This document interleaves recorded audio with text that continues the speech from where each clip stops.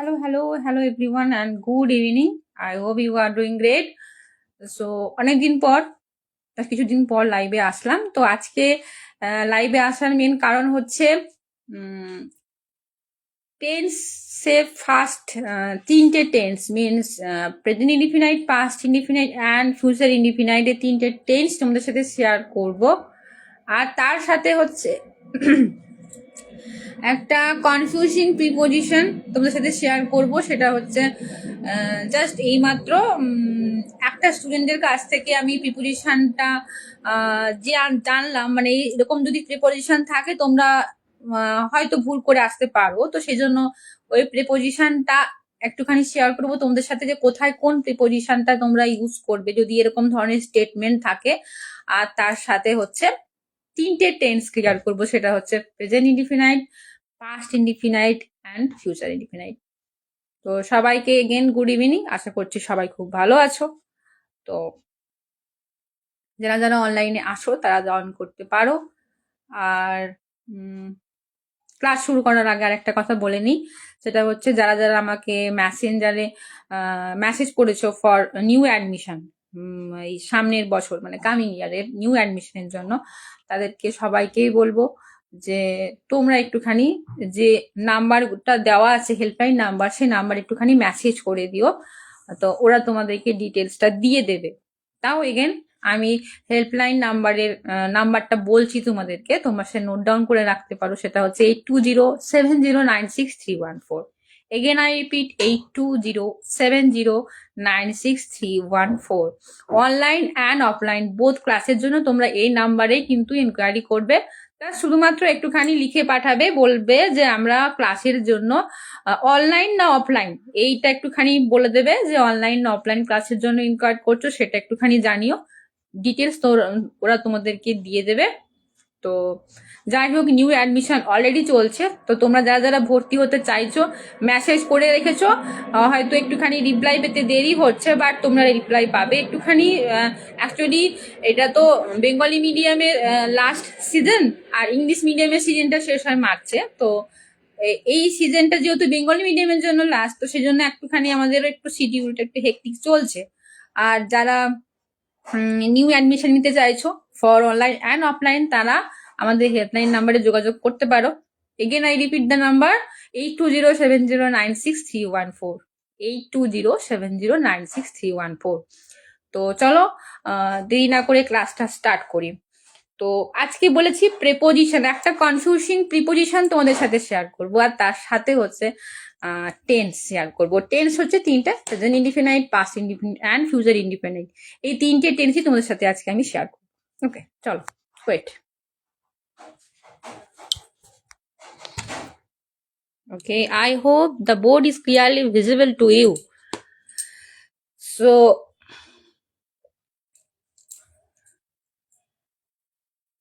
tell me if the board is not clearly visible to you, then you can inform me. I hope this board is clearly visible to you. So at first শুরু করব, সেটা হচ্ছে preposition.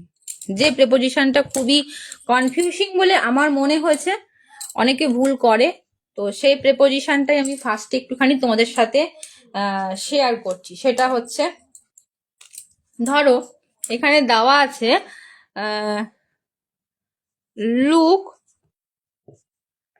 Blank the glass.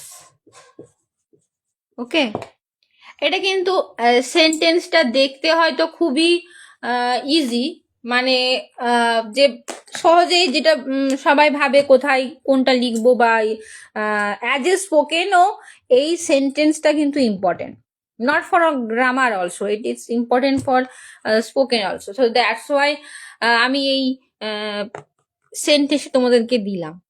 এখানে চারটা preposition তোমরা use করতে পারবে। একটা হচ্ছে অ্যাট, একটা হচ্ছে থ্রো, একটা হচ্ছে ইনটু, আর একটা হচ্ছে ইন। কি কি বললাম? অ্যাট, থ্রো, ইনটু আর ইন। এবারে প্রথমে আসি, যে এখানে যদি আমি অ্যাট লিখি, আমরা কখন অ্যাট এখানে ইউজ করতে পারবো? অ্যাট কখন ইউজ করতে পারবো? Observe the object observe the object itself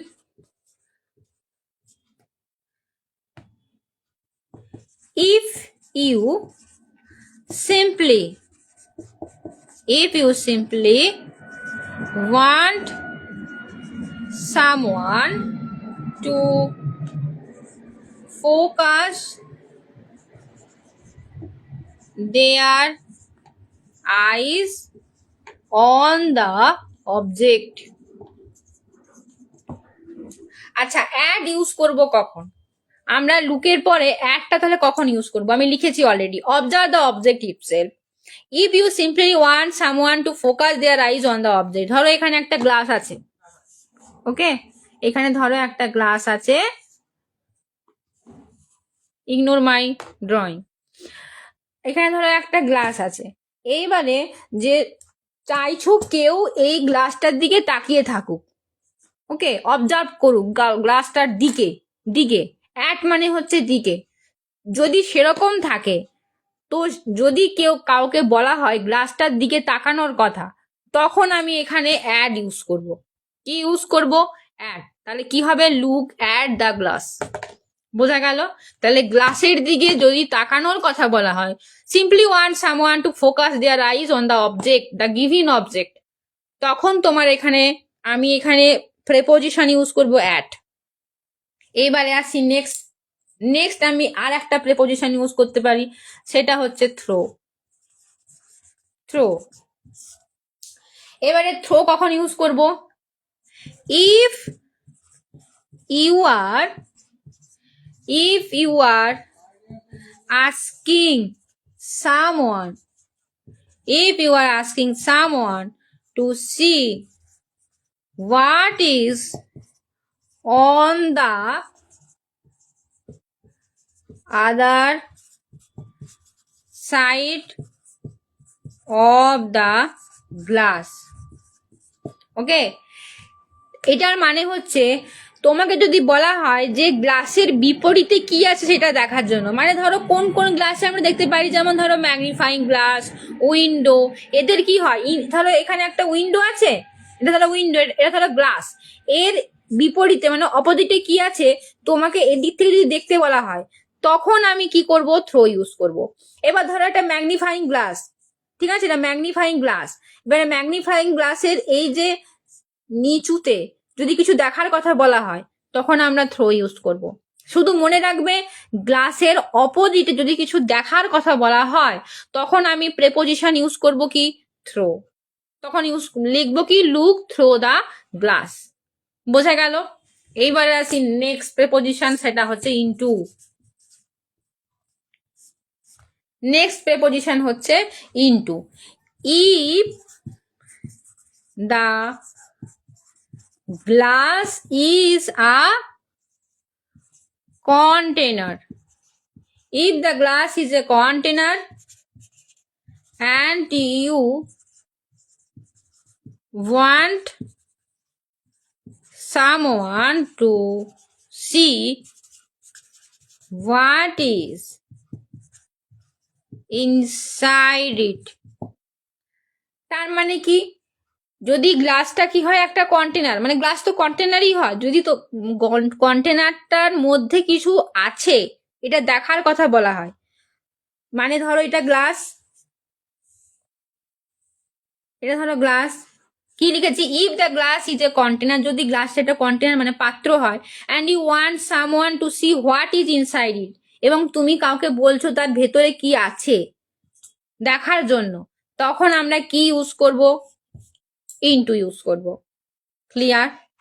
এবার আসি ইন কখন ইউজ করব? ইন ইউজ করব কখন? If glass refers to a mirror or you are looking at your reflection, তার মানে ইন কখন ইউজ করব? যদি গ্লাসটা কি হয়, একটা কি হয়, মানে আয়না হয়, বা কোনো উইন্ডো হয় এবং সেখানে তুমি তোমার নিজের ছবিটা দেখতে পাচ্ছ, রিফ্লেকশন দেখতে পাচ্ছ, তখন আমি ইউজ করব কি ইন। ক্লিয়ার? বোঝা গেল? তাহলে এই সেন্টেন্স যদি দেওয়া থাকে লুক ব্ল্যাঙ্ক দ্য গ্লাস, সেখানে তোমাকে বুঝতে হবে, ধরো এখানে আরো কিছুটা অবজেক্ট দেওয়া আছে, স্টেটমেন্ট দেওয়া আছে, তো সেই ক্ষেত্রে তুমি এখানে কোন কোন প্রেপোজিশনটা ইউজ করতে পারবে আমি এখানে কিন্তু ভালো করে ডেসক্রাইব করে দিয়েছি। এটা কিন্তু খুব একটা দেখতে স্টেটমেন্টটা হয়তো ইজি, খুবই সিম্পল, কিন্তু স্টেটমেন্টের মিনিং বুঝতে না পারলে কিন্তু খুব মুশকিল প্রেপোজিশন কোথায় কোনটা ইউজ করবে। আমি এগেন একবার প্রথম থেকে রিপিট করছি, অ্যাড ইউজ করবে কোথায়? যদি তোমাকে বলা হয় কন্টেনার বা গ্লাসের দিকে তাকানোর কথা, তখন তুমি ইউজ করবে কি অ্যাড। থ্রো কোথায় ইউজ করবে? ধরো গ্লাস বা যেটা দেওয়া আছে সেটা হতে পারে কোনো ম্যাগনিফাইং গ্লাস বা হতে পারে কোনো উইন্ডো, ঠিক আছে? যদি দেওয়া থাকে তার অপর প্রান্তে, মানে ধরো এটা যদি গ্লাস হয় তার অপর প্রান্তে যদি কিছু দেখার কথা বলা হয়, তখন আমি ইউজ করব কি থ্রো। ক্লিয়ার? এবার আসি ইনটু। ইনটু কোথায় ইউজ করব? ধরো একটা গ্লাস বা কন্টেনার দেওয়া আছে, এবার তার ভেতরে কিছু আছে কিনা সেটা আমাকে বলা হয়েছে দেখার কথা, তখন আমি ইউজ করব কি ইনটু।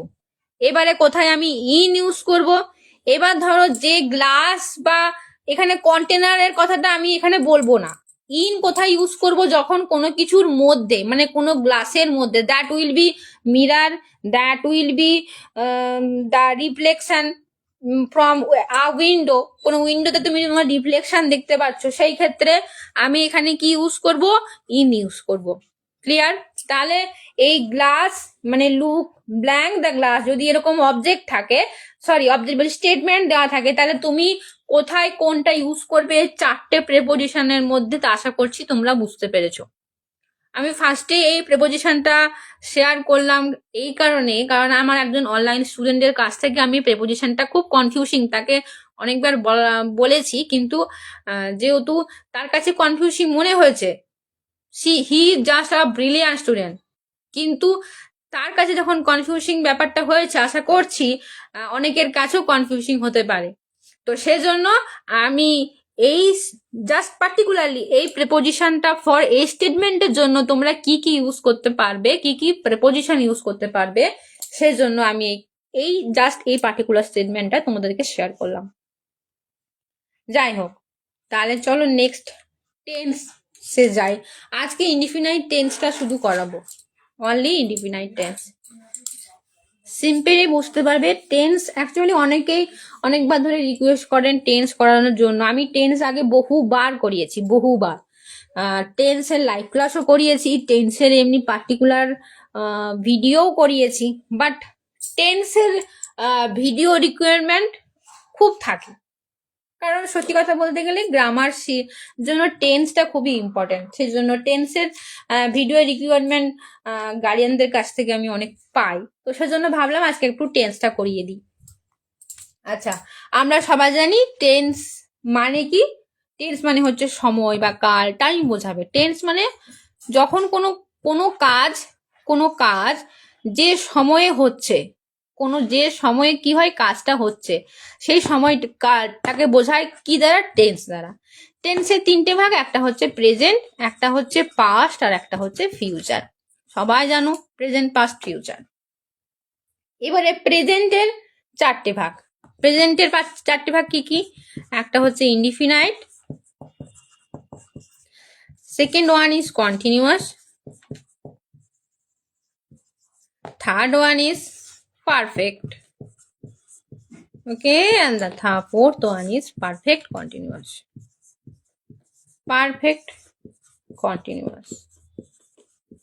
Right? So এই তিনটে টেন্স মানে প্রেজেন্ট, পাস্ট, ফিউচার, এই তিনটে টেন্সের কিন্তু এই চারটায় classification: indefinite, continuous, perfect continuous. বোঝা গেল? আমি আজকে শুধু প্রেজেন্ট, পাস্ট অ্যান্ড ফিউচারের শুধু ইনডিফিনাইটটা আজকে ডিসকাস করব। নেক্সট ক্লাসে আবার কন্টিনিউয়াস, তার নেক্সট ক্লাসে পারফেক্ট অ্যান্ড পারফেক্ট কন্টিনিউয়াস। ঠিক আছে? তাহলে আজকে ডিসকাস করব present, past and ফিউচারের indefinite.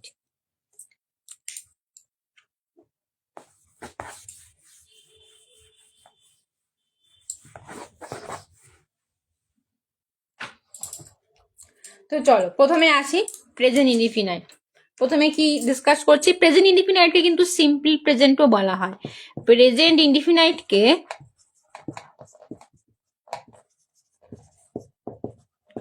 Present ইনডিফিনাইটকে simple প্রেজেন্টও বলা হয়, সিম্পল প্রেজেন্টও বলা হয়। ওকে, কনফিউশন হয়ে যাওয়ার কোনো ব্যাপার নেই। প্রেজেন্ট ইনডিফিনাইট মানে সিম্পল প্রেজেন্টও বলতে পারো, পাস্ট ইনডিফিনাইট মানে সিম্পল পাস্ট, আর ফিউচার ইনডিফিনাইট মানে সিম্পল ফিউচারও বলতে পারো। ব্যাস এটুকুই। প্রেজেন্ট ইনডিফিনাইট কিভাবে চিনবে? প্রেজেন্ট ইনডিফিনাইট চেনার প্রথম কথা হচ্ছে ডেলি রুটিন বোঝাবে। কি বোঝাবে? Daily routine. ডেলি রুটিন বোঝাবে মানে তুমি যে কাজ প্রত্যেক দিন করো সেই রকম কিছু রুটিন বোঝাবে। That is false under this all Statesman false under present indefinite. Second কি বোঝাবে? হ্যাবিট, অভ্যাস, অভ্যাস, হ্যাবিট বোঝাবে। থার্ড কি? Universal truth, universal truth. এই থ্রি টাইপস এর মধ্যে কি হয়, প্রেজেন্ট ইনডিফিনাইট টেন্সটা সার্কুলেট করে। Daily routine, habit and universal truth. Universal truth মানে কি? যেমন ধরো সূর্য পূর্ব দিকে ওঠে, পশ্চিম দিকে অস্ত যায়, তাজমহল পৃথিবীর সপ্তম আশ্চর্যের জন্য এর মধ্যে একটি, এইরকম যেগুলো গঙ্গা, হোলি রিভার, এগুলো তো ইউনিভার্সাল ট্রুথ, এগুলো তো চেঞ্জ হয় না, তাই না? সেই ইউনিভার্সাল ট্রুথ গুলো প্রেজেন্ট ইনডিফিনাইট টেন্সের মধ্যে। হ্যাবিট মানে কি? অভ্যাস। হ্যাবিট মানে অভ্যাস, অভ্যাসগত কাজ। যে আমি হচ্ছে প্রতিদিন লিখি, আমি হচ্ছে সকালে হাঁটতে যাই, এগুলো হচ্ছে একটা হ্যাবিটের মধ্যে। আর ডেলি রুটিন কি? আমি যেমন সকাল 6টায় ঘুম থেকে উঠি, তারপরে 10টার সময় স্কুলে যাই, ঠিক আছে, যেগুলো ডেলি রুটিনের মধ্যে পড়ে। ঠিক আছে, রুটিন মানে হচ্ছে প্রত্যেক দিনের কাজ, আর হ্যাবিট মানে হচ্ছে অভ্যাস, আর ইউনিভার্সাল ট্রুথ মানে চিরন্তন সত্য, এরকম বোঝায়, যার কে চেঞ্জ করা যায় না। টাইমিং টু টাইমিং চেঞ্জ, বছরের পর বছর, যুগের পর যুগ, যুগ চলে গেল, এই ইউনিভার্সাল ট্রুথ, এই জিনিসটা কি হয়? চেঞ্জ হয় না। মানে সূর্য পূর্ব দিকে ওঠে, পশ্চিম দিকে অস্ত যায়, গঙ্গা হোলি রিভারই থাকে, এরকম আর কি। That is universal truth. আচ্ছা, প্রেজেন্ট ইনডিফিনাইট টেন্সটা কি রুল ফলো করে? প্রেজেন্ট ইনডিফিনাইট রুলস ফলো করে কি? প্রথমে হবে সাবজেক্ট, তারপরে হবে ভার্ব ওয়ান, মানে ভার্বের বেস ফর্ম বসবে একেবারে, তারপরে বসবে কি? এক্সটেনশন পার্ট, মানে বাকি পার্ট, মানে অবজেক্ট যে পার্টটা। সাবজেক্ট, ভার্ব ওয়ান বসবে, এক্সটেনশন বসবে। আচ্ছা, আমি এবার একটা এক্সাম্পল দিই, যে তোমরা ভালো করে বুঝতে পারবে। যেমন ধরো, হি calls me by my name. আচ্ছা, এখানে ধরো হিটা হচ্ছে কি? সাবজেক্ট, ভার্ব ওয়ান কল, কিন্তু এটা যেহেতু হিটা যেহেতু থার্ড পার্সন সিঙ্গুলার নাম্বার, এই জন্য ভার্বের সাথে এসি এসে বসেছে, কিন্তু এখানে ভার্ব ওয়ান বসেছে, কিন্তু কোনো কিন্তু ইডি এসব কিন্তু হয়নি। Calls, he calls me by my name, that is extension part. Clear? বোঝা গেল? তাহলে প্রেজেন্ট ইনডিফিনাইট টেন্স এই রুলটা ফলো আপ করবে, subject, verb one, extension part. এটা হচ্ছে ফার্স্ট রুল, ফলো আপ করবে। আর সেকেন্ড একটা রুল যেটা ফলো আপ করে, সেটা স্পোকেনের জন্য খুবই ইম্পর্টেন্ট রুল, সেটা একটা বলে দিই। সেটা হচ্ছে subject, auxiliary verb plus extension. Okay, এখানে কিন্তু অক্সিলিয়ারি ভার্বটাই একটাই ভার্ব থাকবে, আলাদা আদার্স কোনো ভার্ব কিন্তু থাকবে না। ক্লিয়ার? বোঝা গেল?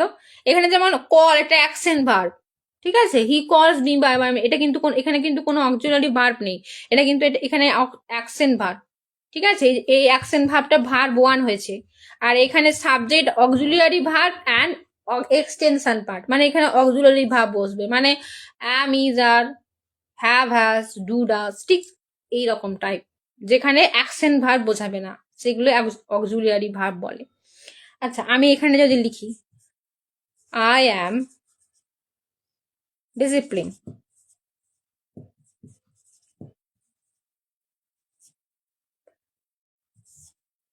আই এম ডিসিপ্লিন, সো আমি বা আই এম টাইম সেভার, যেরকমই হোক না কেন, ডিসিপ্লিন, টাইম সেভার, ঠিক আছে, আর তোমার এনি টাইপস অফ, ঠিক আছে, আমার এক্সটেনশন পার্টটা থেকেও ইম্পর্টেন্ট ঠিক এই পার্টটা। এখানে আমি বলেছি সাবজেক্ট হয়েছে, এখানে দেখো অক্সিলারি ভার্ব বসেছে অ্যাম হচ্ছে বি ভার্ব, প্রেজেন্ট টেন্সে অ্যাম, সিঙ্গুলার থাকলে অ্যাম বসে, তাই তো? তাই আমার আই অ্যাম বসেছে, that is a extension part. তো এখানে ভার্ব বলতে শুধুমাত্র এই অক্সিলারি ভার্বটাই আছে, কোনো কিন্তু অ্যাকশন ভার্ব কিন্তু এখানে নেই। তো সেজন্য এই রুলটা ফলো আপ হবে subject, auxiliary verb and extension part. Clear? বোঝা গেল? এই দুটো রুল কিন্তু ফলো আপ করে কে? Present indefinite tense. আচ্ছা, আশা করছি প্রেজেন্ট ইনডিফিনাইট টেন্সটা তোমাদের কাছে ক্লিয়ার হয়েছে। এবার আসবো কি? Past indefinite tense. একদম সোজা, একটুখানি ভালো করে বুঝতে পারলে এই টেন্স একেবারে জলের মতো সোজা। আর যেহেতু স্পোকেনের ক্ষেত্রে আর রাইটিং স্কিলের ক্ষেত্রে যে কোনো টাইপসের একটা সেন্টেন্স ফরমেশন করতে গেলে তোমাদেরকে টেন্সটা ভালো করে জানতে হবে। তো সেই জন্য টেন্সটা বারবার ধরেই তোমাদের কাছ থেকে রিকোয়েস্ট থাকে যে ম্যাম টেন্সটা একবার করিয়ে দিন, টেস্টটা একবার করিয়ে দিন, সেই জন্য। তো চলো আজকের জন্য টেন্সটা করিয়ে দিচ্ছি, একটাই টেন্স ইনডিফিনাইট। আচ্ছা, এবারে আসি পাস্ট ইনডিফিনাইট।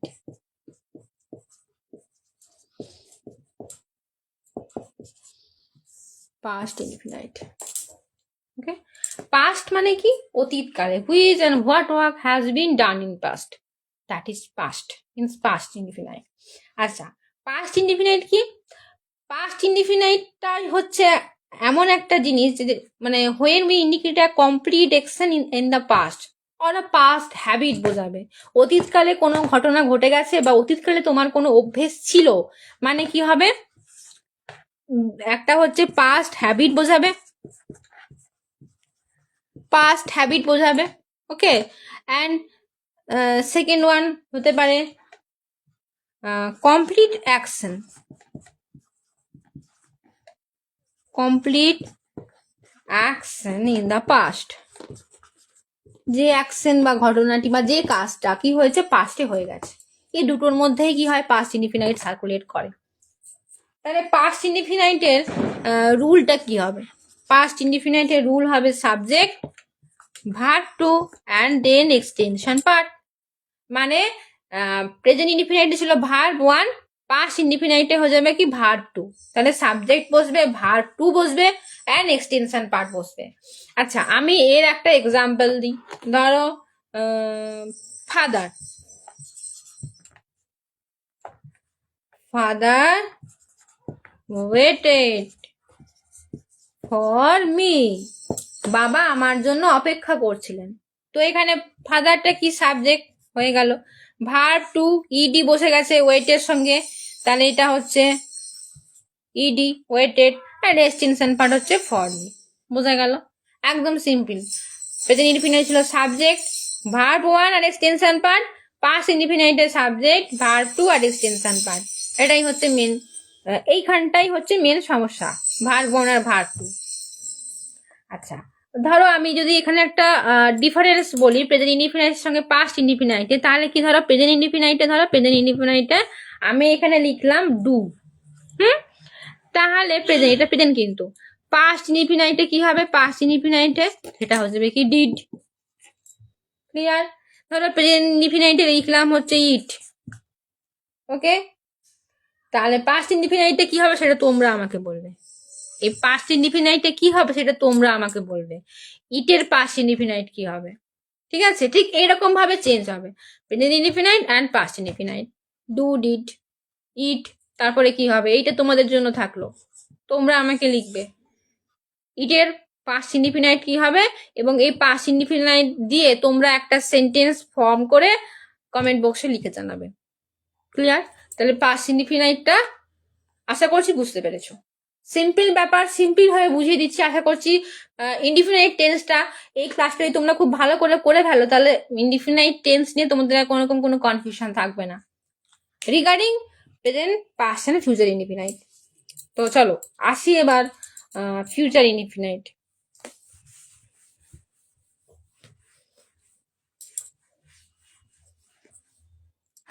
ফিউচার ইনডিফিনাইট তো একেবারে সোজা, তোমরা জানো ফিউচার মানে হচ্ছে যেটা হচ্ছে তোমার ভবিষ্যৎকালে হয়েছিল, that is future indefinite. Future indefinite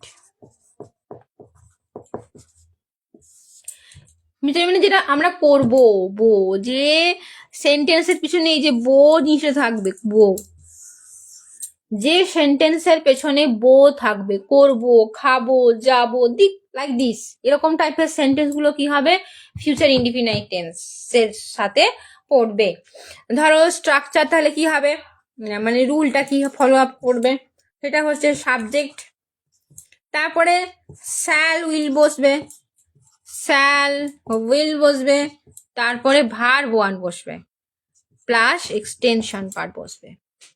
future টেন্সের এই যে ভার্বের সাথে কিন্তু কোনো রকম ইডি ফিডি যোগ করবে না, verb one, simply verb one বসবে, শ্যাল উইল যোগ হবে অ্যান্ড এক্সটেনশন পার্ট। ঠিক আছে, ধরো আমি একটা এক্সাম্পল দিই এখানে। এক্সাম্পল ধরো, I will punish him either her, আমি তাকে শাস্তি দেব বা সামথিং এলস। তাহলে দেখো সাবজেক্ট আই, সাবজেক্টের পরে কি বসেছে উইল, আই উইল, ভার্বের সাথে কোনো কিছু যোগ হয়নি, পানিশ, এক্সটেনশন পার বসেছে হিম আইদার হার, একদম সোজা, তাই তো।